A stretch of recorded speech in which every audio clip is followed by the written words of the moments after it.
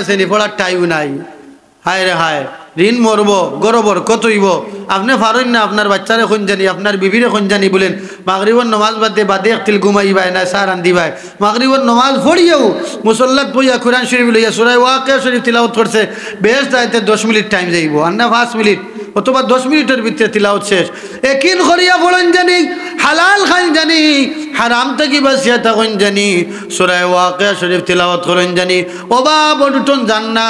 আপনি একিন করিয়া 40 দিন পড়িয়া আমারে ভাইলে জিকেন জানি তবে হালাল খাইতে হইব রে ভাই হারাম খাইয়া পড়লে হইতো নাই আপনি আমার মা বই নকল বাড়িত বই থাকছেন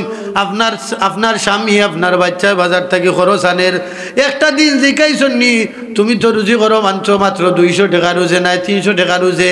আজকে যে অত বড় মাছ আনলাই আজকে অত খরচ আনলাই তা খান থাকি আল্লাহ হালাল আনছো না হারাম আনছো ইটা তো জিকাইবার টাইম না যাও আইলা খালি রান্ধো ইটার হিসাব দেওয়া লাগবো নি না লাগতো না হিসাব দেওয়া লাগবো খালি আপনি করো আইলা খালি রান্ধি তারি না কিছু খবরাতর রাখতা আপনিও ঘরের কিছু খবরাতর রাখতা ফুয়াই রুজি করে 300 টাকা আজ লইয়া আইলো 6000 টাকার খরচ একবার জিকাই তা রে তুই টাকা কোন খান থাকি পাইছ এখান তো জিকানে দরকার আছে না নাই দরকার আছে হালাল খাইতে হইব হারাম খাইলে ইটা নমাজে ইটা ইবাদতে কাম দিত নাই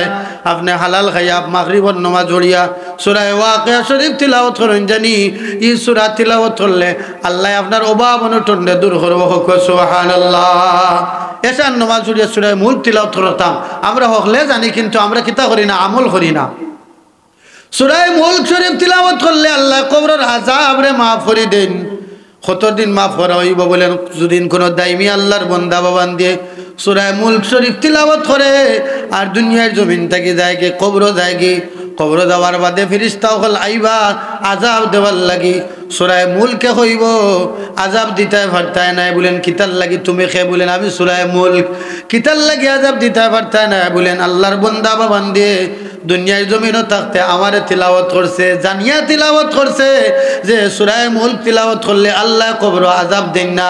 আল্লাহর বান্দারে তুমি তাই এখন আযাব দিতে পারতায় না ফেরেশতা বলে জিজ্ঞাসা করবা তুমি কত সময় থাকবা বলেন যত সময় পর্যন্ত